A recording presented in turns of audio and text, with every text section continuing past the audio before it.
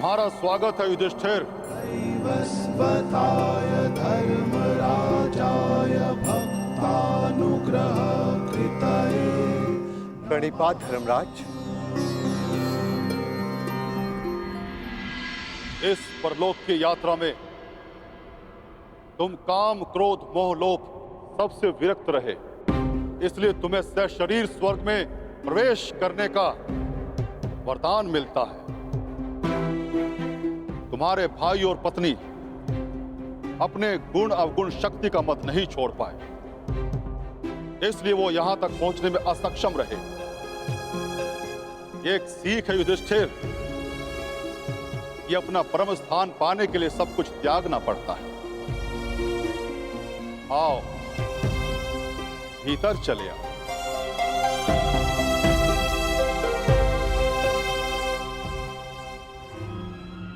आओ मित्र, भीतर चले। तुम इस कुकुर को अंदर नहीं ले जा सकते युधिष्ठिर।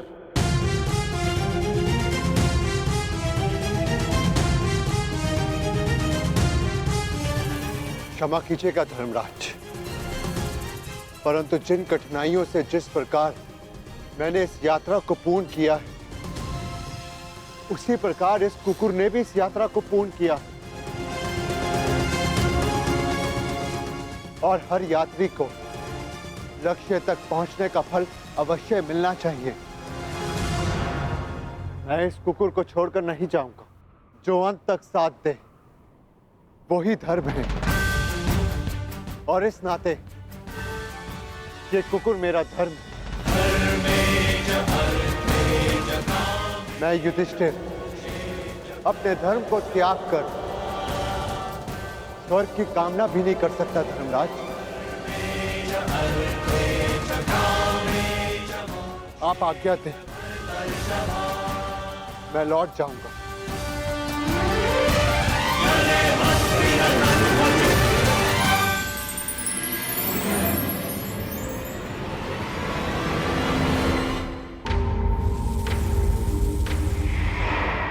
साधुवाद युधिष्ठिर, तुम अपनी परीक्षा में पूर्णतः सफल रहे। जो धर्म का साथ नहीं छोड़ता, धर्म उसे अवश्य परम धाम ले जाता है। चलो मेरे साथ स्वर्ग चले।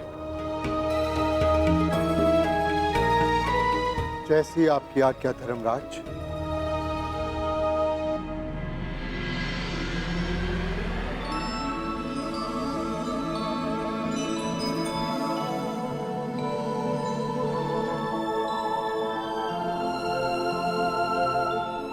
आओ युधिष्ठिर आओ।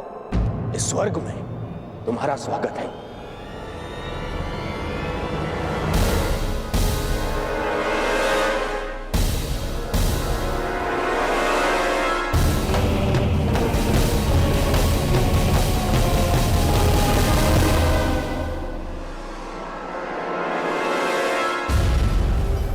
अंततः हम मिल ही गए।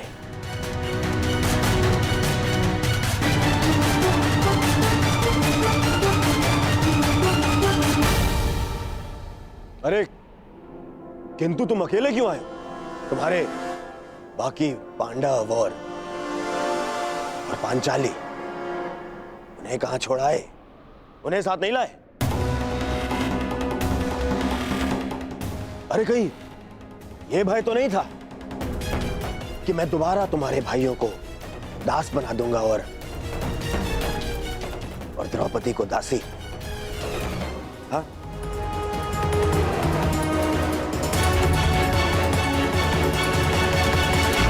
ये सब यहाँ क्यों धर्मराज? ये यहाँ इसलिए क्योंकि इन्हें युद्ध में वीरगति प्राप्त हुई थी।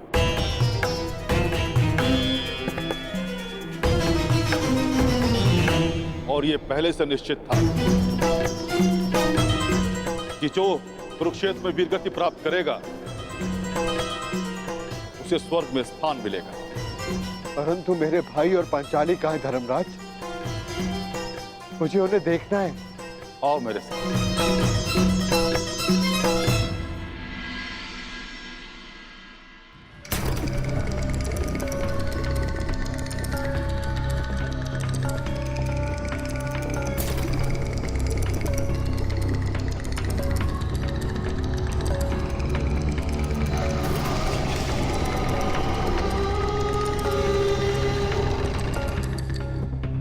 सब क्या है धर्मराज? कैसा स्थान है ये? ये नर्क है युधिष्ठिर, नर्क? नर्क।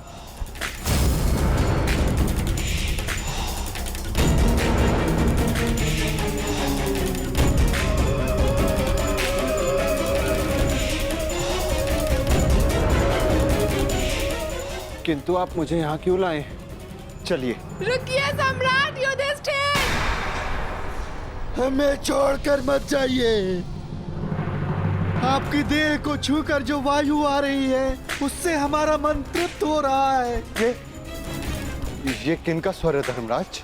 उनका, जिन्हें अपने अपने कर्मों का दंड मिल रहा है।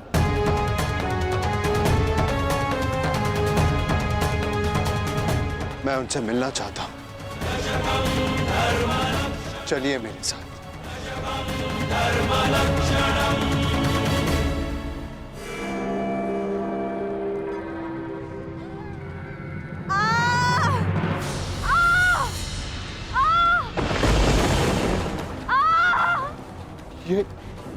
ये अन्याय है धर्मराज। पांचाली ने पाप नहीं किया था, उसके साथ पाप हुआ था।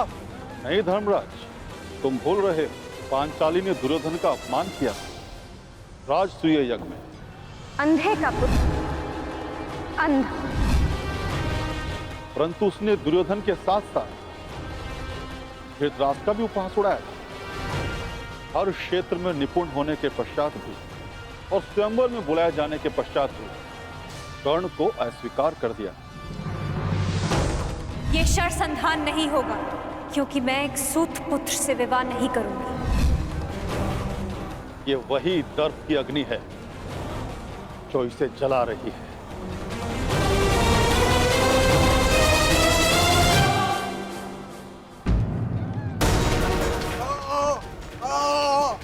वो ये कौन है?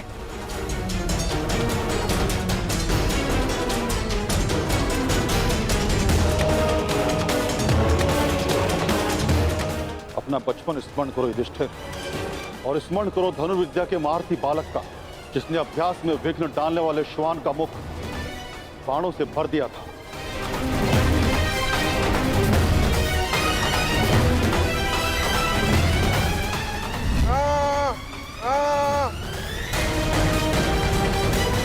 एकलव्य? परंतु ये एकलव्य नहीं, ये वो है जिसके कारण एकलव्य को धनुर्विद्या का त्याग करना पड़ा और अपने अंगूठे का भी त्याग करना पड़ा।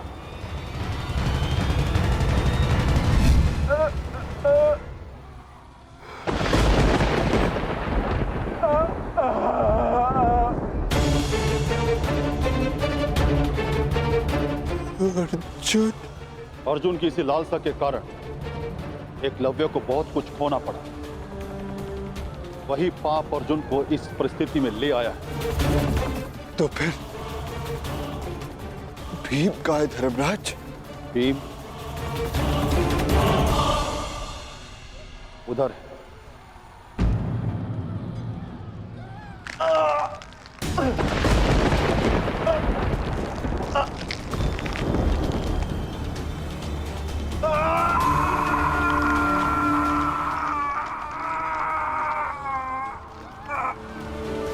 भीम की ये दशा क्यों धर्मराज?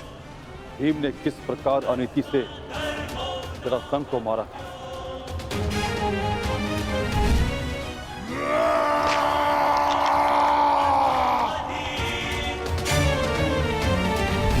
और किस प्रकार दुर्योधन की जंगा तोड़ी थी।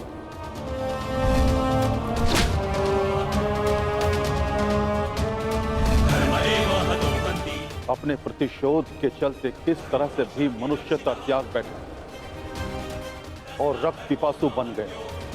धर्म की स्थापना के लिए कभी कभी वध आवश्यक हो जाता है, परंतु बर्बर बनना उचित नहीं।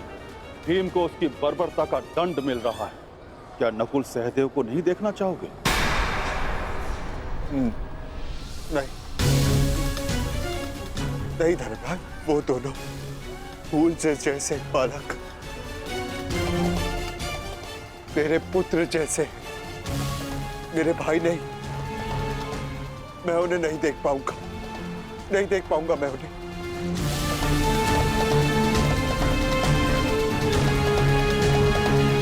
तो स्वर्ग चलें युधिष्ठिर?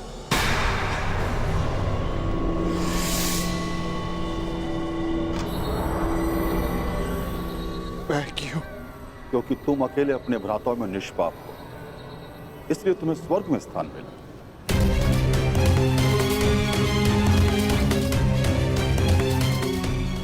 नहीं, नहीं धर्मराज, मैं अपने भाइयों को छोड़कर नहीं जाऊंगा। यदि उन्होंने कोई अनीति की है तो उसका कारण मैं हूं। एक ज्येष्ठ होने के नाते मेरा कर्तव्य था कि मैं अपने भाइयों को, अपने परिवार को उचित मार्ग दिखाऊं। मैं अपने परिवार को छोड़कर नहीं जाऊंगा यहां से। जहां मेरा परिवार रहेगा वही मेरे लिए स्वर्ग है। मैं यहीं रहूंगा धर्मराज, यहीं।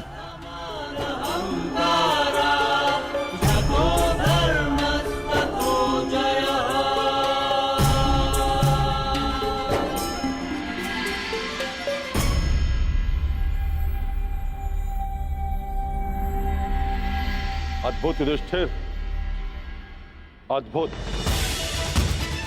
तुम्हारे कर्मों में केवल एक पाप था धर्मराज युधिष्ठिर। तुमने अपने गुरु द्रोणाचार्य से अश्वत्थामा के लिए आधा सच कहा, और वो आधा सच पूरे झूठ से बढ़कर था। इसलिए तुम्हें ये यातना दी गई। तुम्हारे सभी भ्राता और समस्त परिवार वहां है, स्वर्ग में, तुम्हारे स्वागत के लिए।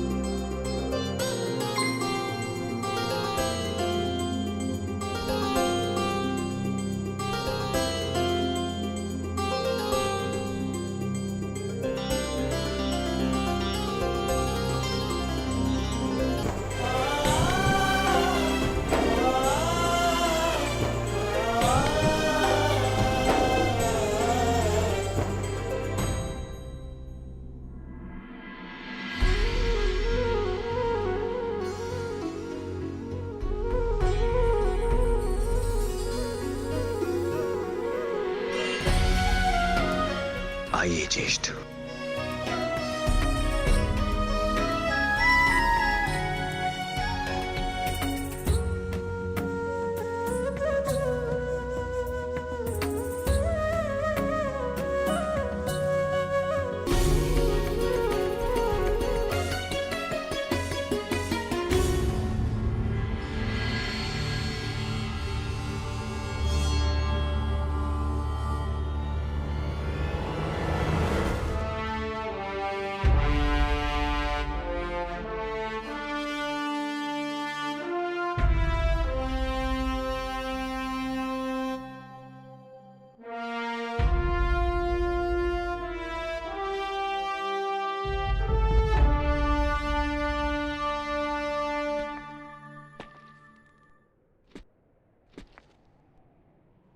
दिव्य दृष्टि से बाण शक्ति से जीते ये सारा रण।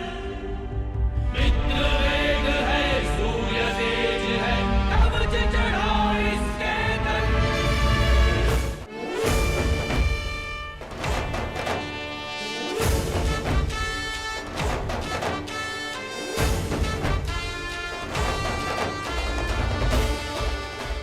ज्येष्ठ, सूर्य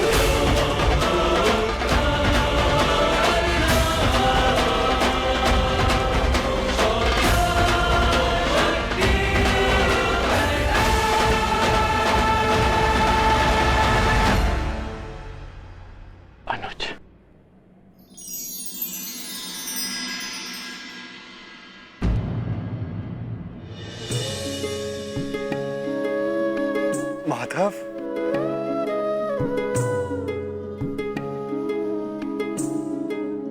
माधव,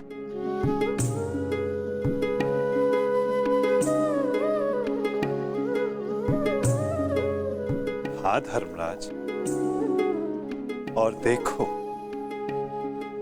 आज सारे 106 भाई एक साथ स्वर्ग में हैं, और यदि धरती पर ये सारे 106 भाई एक साथ होते तो धरती को स्वर्ग बना देते। युद्ध सदैव अंतिम प्रयास होता है, प्रथम प्रयास सदैव प्रेम होता है। प्रेम से संब्रह्म जन्म लेता है और संब्रह्म से आदर, आदर से करुणा, और जब मनुष्य में करुणा होती है तो वो एक दूसरे की आवश्यकताएं समझता है, उसकी पीड़ा समझता है, उसके निर्णयों का सम्मान करता है। और जहां एक दूसरे के लिए सम्मान हो, वहां युद्ध के लिए कोई स्थान नहीं होता।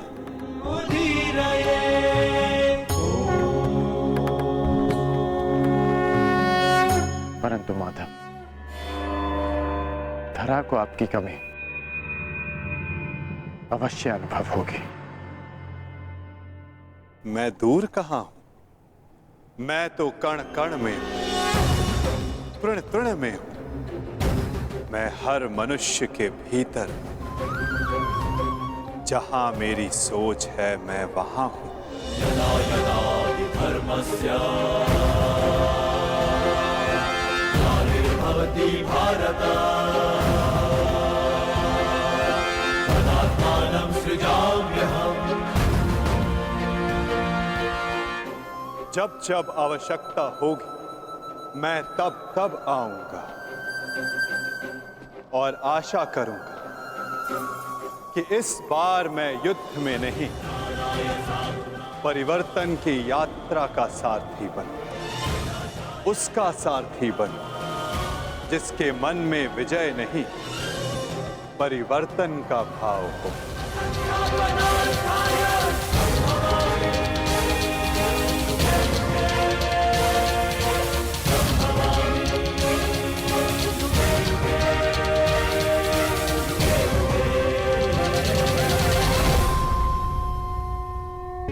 ओम नमः शिवाय।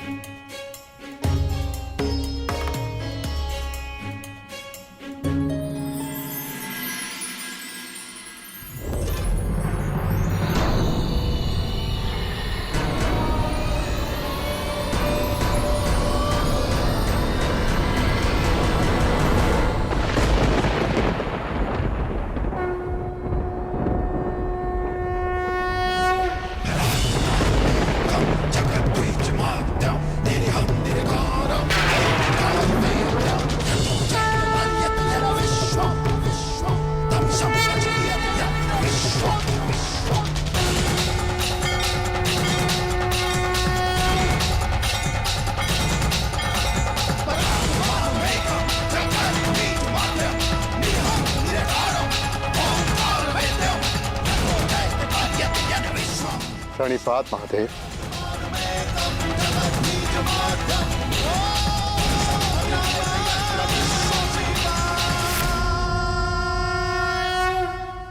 तपस्या तो सभी करते, परंतु अपने कर्म में रत रहकर भी जो ईष्ट का स्मरण करे वही वास्तविक तपस्वी है। युधिष्ठिर, तुम सबने एक क्षण भी मेरा ध्यान नहीं त्यागा। मैं प्रसन्न हुआ।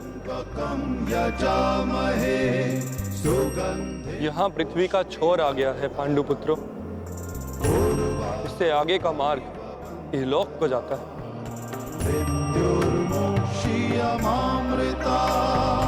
ओम नमः शिवाय। नहीं रहा है महादेव। क्योंकि इस मार्ग पर चलने का मूल्य चुकाना पड़ता है,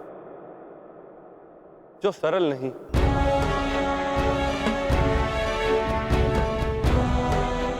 इस मार्ग पर जाने के लिए सब कुछ त्यागना पड़ता है, वो सब जिसकी आवश्यकता उस लोक में नहीं। हर भाव, हर गुण, हर अवगुण, हर शक्ति, सब कुछ त्यागना होगा।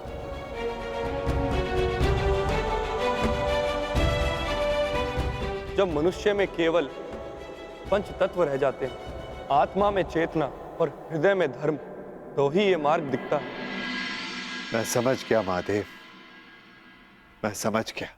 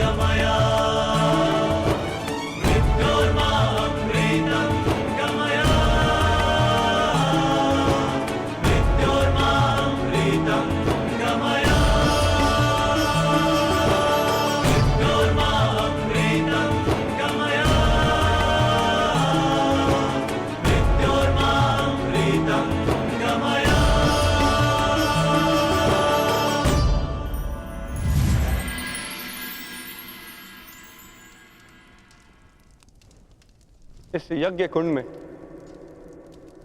अपना हर भाव, हर शक्ति समर्पित कर दो पांडुपुत्रों।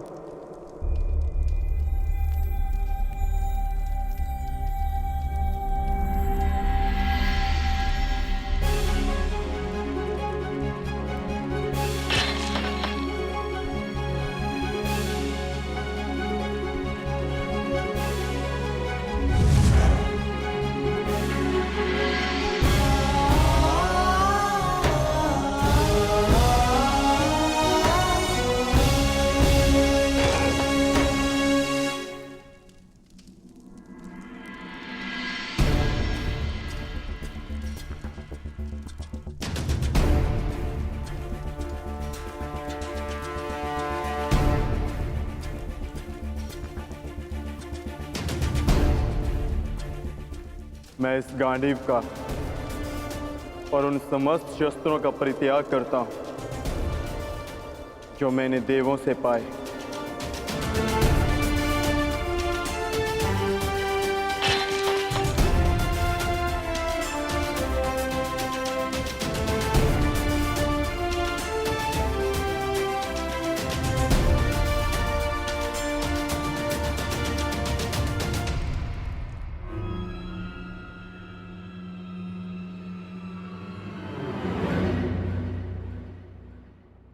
ज्येष्ठ, मार्ग तो अभी भी प्रकट नहीं हुआ।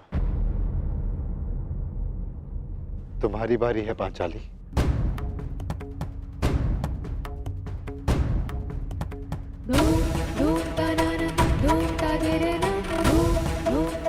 ना ही मेरे पास कोई अस्त्र है और ना ही कोई शस्त्र, परंतु मैं अपने हृदय की अग्नि, अपनी सभी आकांक्षाओं और सभी भावनाओं को इस पवित्र अग्निकुंड में समर्पित करती हूँ।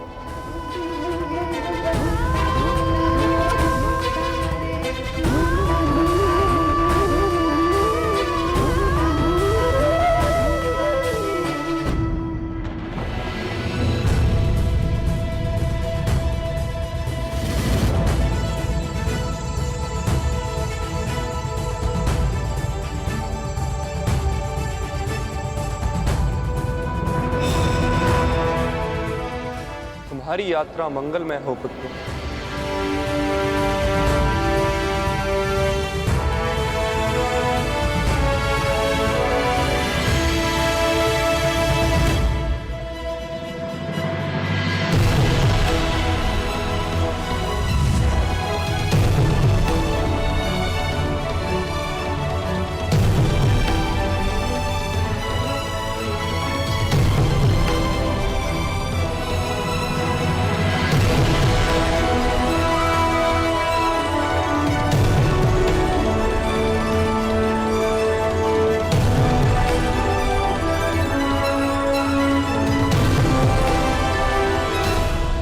ये क्या कर रहे हैं ज्येष्ठ?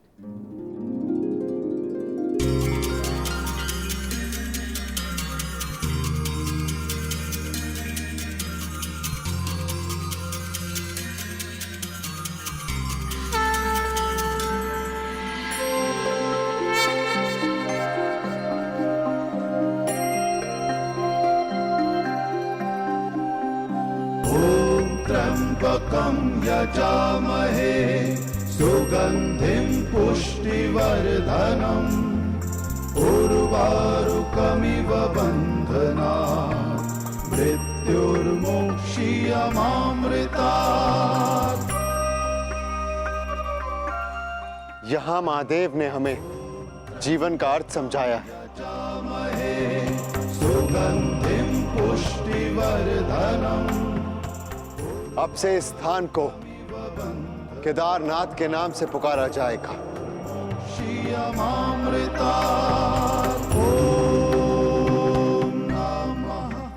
जो भी यहाँ आकर दर्शन करके अपनी भावनाओं और कामनाओं का त्याग करेगा उसे देवलोक का मार्ग प्राप्त होगा। शिवा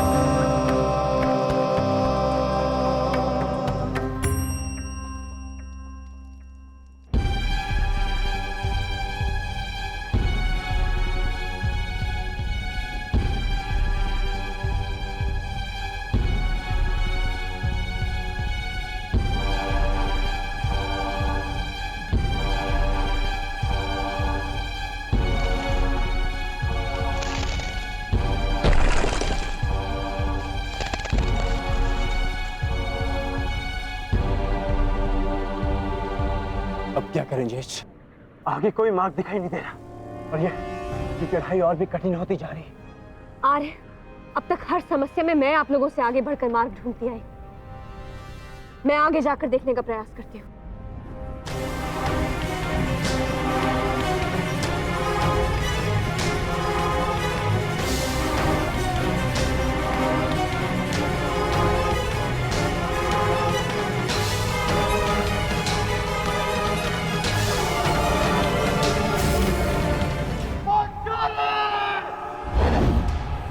पांचाली!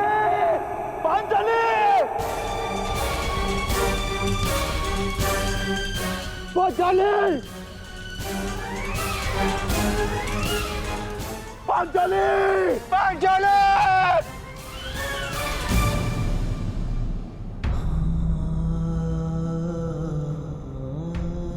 ये क्या हो गया ज्येष्ठ? पांचाली सदैव के लिए हमें छोड़कर चली गई। नहीं नकुल, ऐसा नहीं हो सकता। मैं इन सारे पर्वतों को नष्ट करके पांचाली को निकाल लाऊंगा।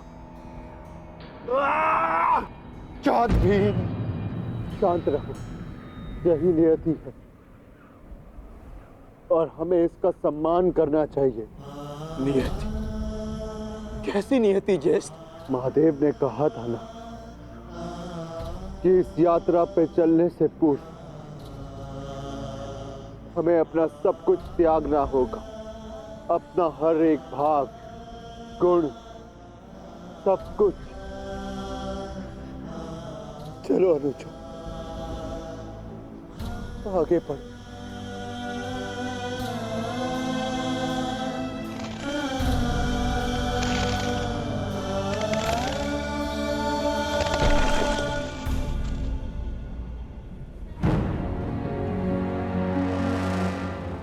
देखिए ज्येष्ठ, कितना सुंदर पुष्प है।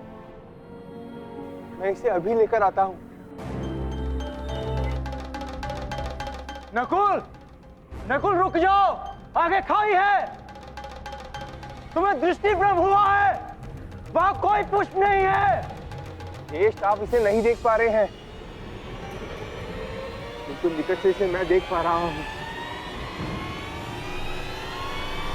नकुल!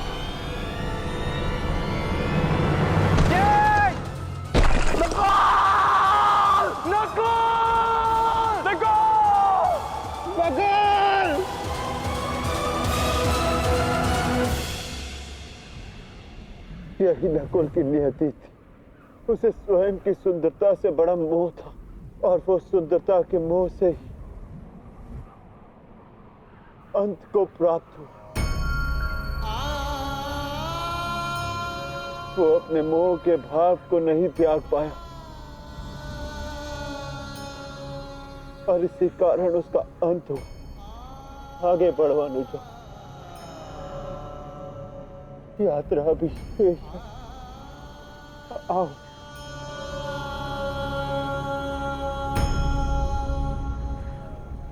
आओ अनुजा।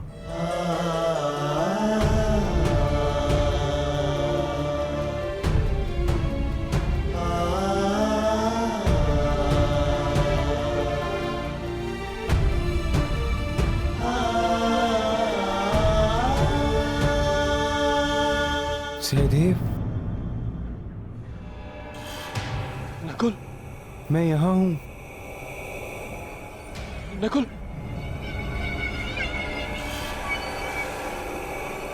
सहदेव, रुक क्यों गए? आगे बढ़ो, मुझे तुम्हारी आवश्यकता है। ज्येष्ठ नकुल जीवित है।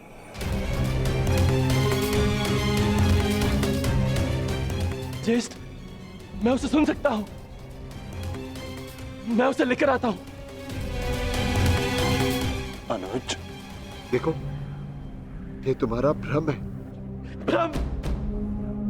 भ्रम में तो आज तक आप हमें रखते आए हैं ज्येष्ठ, क्योंकि आपने कभी हमसे प्रेम किया ही नहीं। आपके सहोदर नहीं है ना हम? सौतेले भाई अंत तक सौतेले ही होते हैं।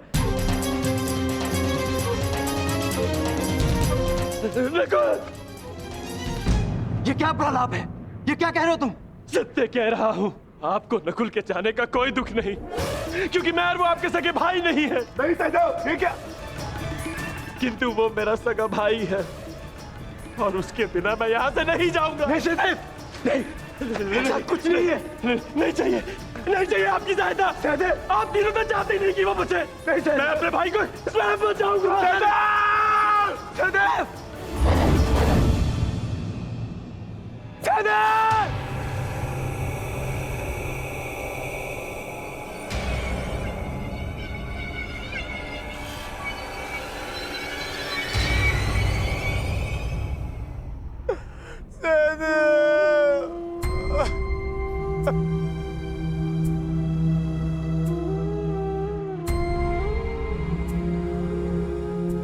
उसकी मृत्यु का कारण था संदेह। वो अपने मन से संदेह को नहीं त्याग पाया और नकुल के संसार से जाने के पश्चात उसे पाने के लोभ ने इसके प्राण हर लिए। आगे बढ़ो, जाना सबको वही है। कर्म क्या होता है ये नियति निर्धारण करेगी।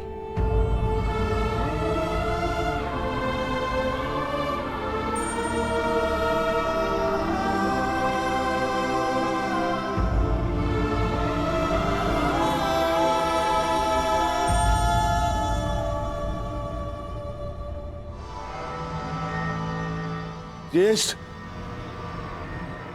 आगे कुछ भी दिखाई नहीं दे रहा है।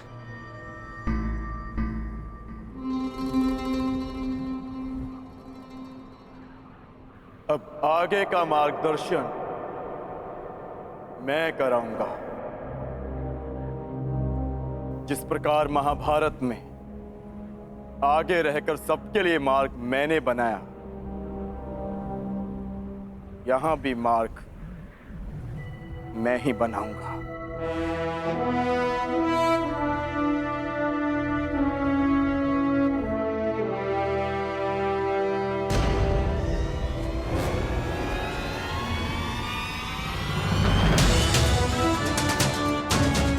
तो बहुत विहल खाई है। इसे कैसे पार करेंगे?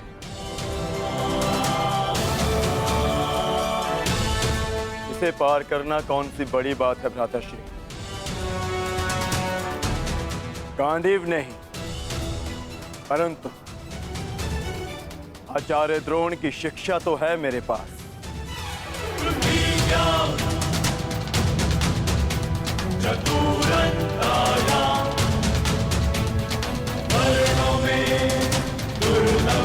समः इच्छास्त्र पृथिव्याः चतुरन्ताय वर्णो मे अर्जुनं विदुः।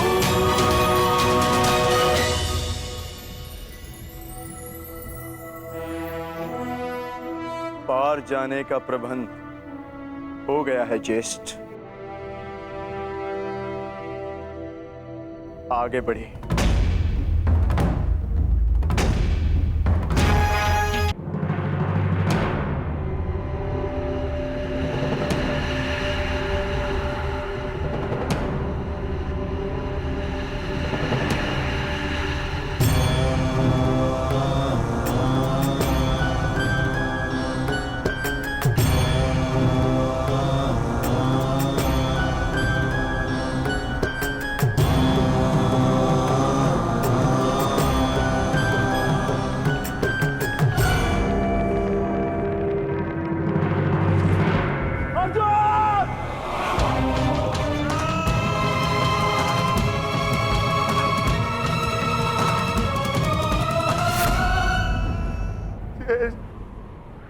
अब अर्जुन क्यों?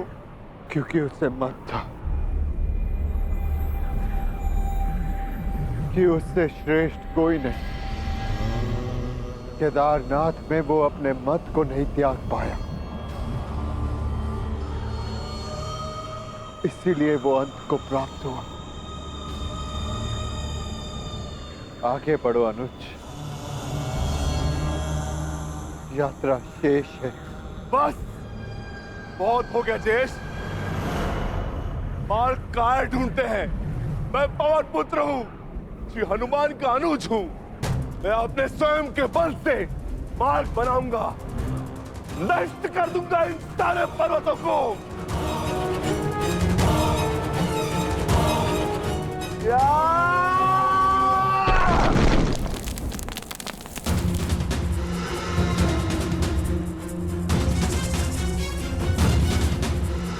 आगे बढ़िए ज्येष्ठ।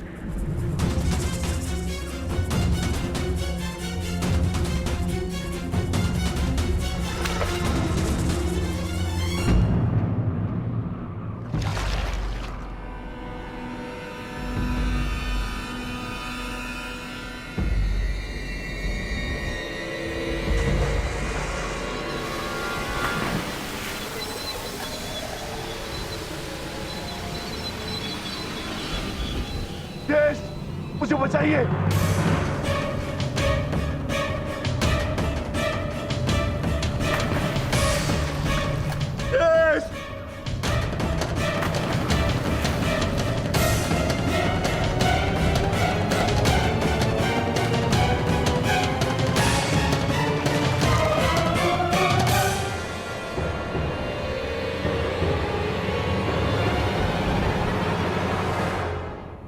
क्षमा करना भीम, तुम महाबली पवन पुत्र भीम हो, अपनी सहायता करने में सक्षम हो, परंतु ये भोला कुकुर अपनी सहायता नहीं कर सकता, इसीलिए मैंने इसे बचाया। मैं समझ गया ज्येष्ठ, मेरा अंत आ गया है, परंतु इससे पूर्व मैं अपने अंत का कारण जानना चाहता हूं। ज्येष्ठ बताइए। क्रोध, तुम्हारा क्रोध भयंकर था विक्रोधन।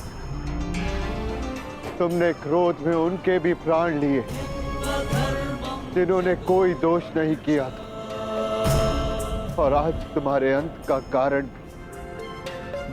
क्रोध ही है। तुम्हें शांति मिले अनुज। धर्मं च